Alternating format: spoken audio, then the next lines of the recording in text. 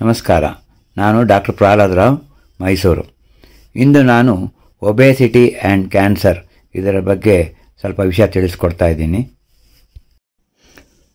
Obesity ಅಥವಾ ಮೈ ಬೊಜ್ಜು ಅಥವಾ ಅತಿ ಹೆಚ್ಚಿನ ಮೈ ತೂಕ, ಇದು ಹೇಗೆ ಡಿಸೈಡ್ ಮಾಡೋದು? ಸ್ವಲ್ಪ ದಪ್ಪ ಆದ ತಕ್ಷಣ ಒಬೇಸಿಟಿ ಅಂತ ಹೇಳ್ಬೋದಾ? ಇಲ್ಲ.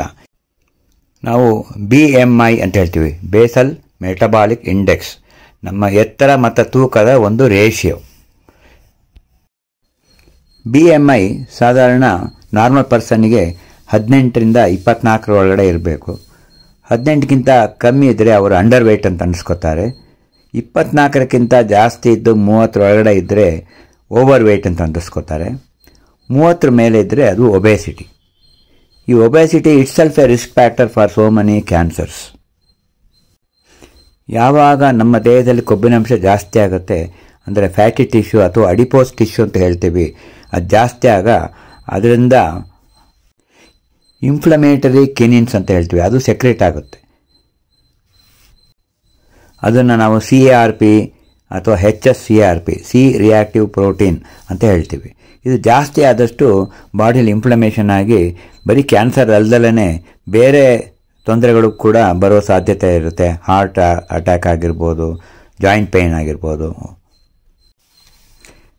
ಇದಲ್ಲದೇ ಈ ಅಡಿಪೋಸ್ ಟಿಶ್ಯೂಯಿಂದ ಸೆಕ್ಸ್ ಸ್ಟೆರಾಯ್ಡ್ಸ್ ಅಂದರೆ ಈಸ್ಟ್ರೋಜನ್ ಮತ್ತು ಆ್ಯಂಡ್ರೋಜನ್ಸ್ ಕೂಡ ಸೆಕ್ರೆಟ್ ಆಗಿ ಅದರಿಂದ ಕೂಡ ಪ್ರಾಬ್ಲಮ್ ಆಗುತ್ತೆ.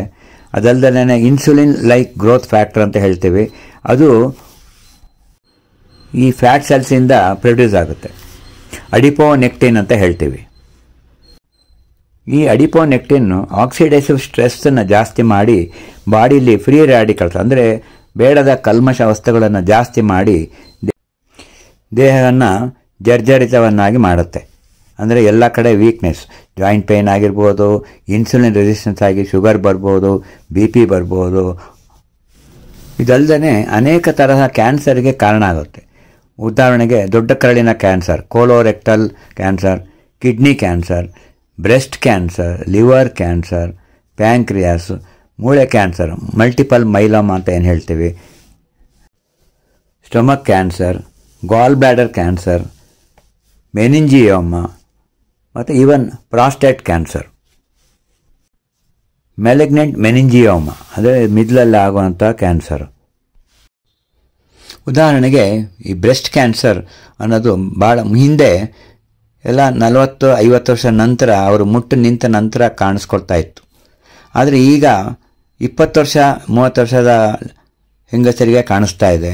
ಇದಕ್ಕೆ ಕಾರಣ ಅವರ ಆಹಾರ ವಿಹಾರ, ಅತಿಯಾಗಿ ತಿನ್ನುವುದು, ವ್ಯಾಯಾಮ ಇಲ್ಲದೆ ಇರೋದು ಮತ್ತು ಸ್ಟ್ರೆಸ್ ಕೂಡ ಒಂದು ಕಾರಣ ಆಗುತ್ತೆ.